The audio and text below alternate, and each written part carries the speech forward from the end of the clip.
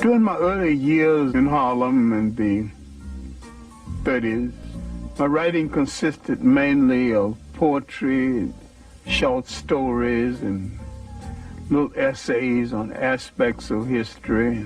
The Harlem Renaissance writers, of course, influenced me. I knew Claude McKay, I knew Langston Hughes, I knew Richard Wright before he had published Native Son. I knew Wallace Thurman, Nellie Larson, Jesse Fawcett.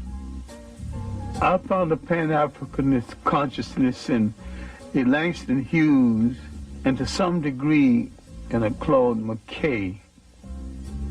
But the rest of them were rather parochial. Finally, I got to meet Arthur Schomburg. Arthur Schomburg, mentor to 2 generations of African-American scholars. The legacy of this Puerto Rican-born historian is the world's definitive institution of its kind, Harlem's Schomburg Center for Research in Black Culture.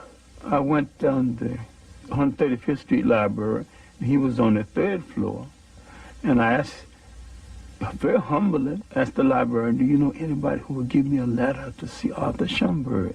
And she said very sharply, and impatiently, because she was short of help, you just have to walk up 3 flights. I walked up 3 flights, and there Arthur Schomburg was holding down the desk, being 18 and rash. I wanted to know the history of the African people of the world. Henceforth, right now, within the hour, his lunch hour, all of it. He said, sit down, son. What you are calling African history and Negro history are the missing pages of world history. Then he said, son, go study the history of your masters.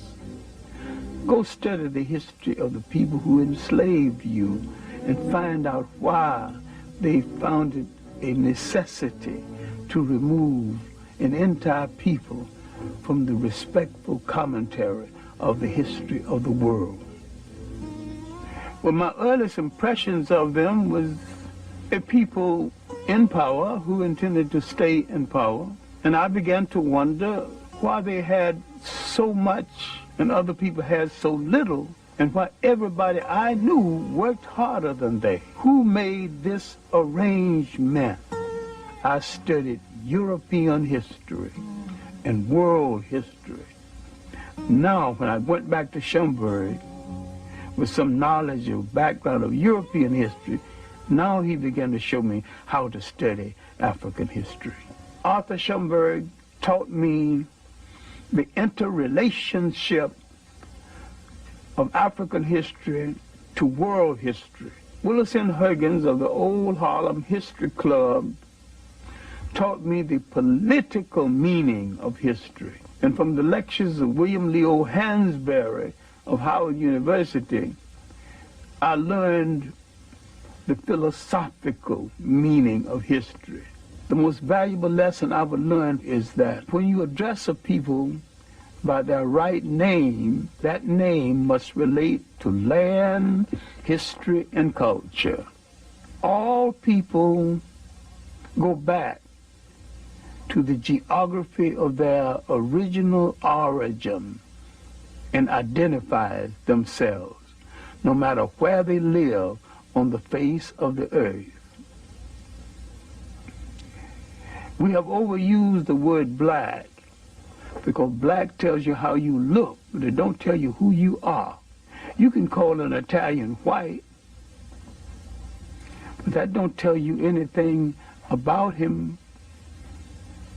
We are the only people who seem to have lost that all essential trait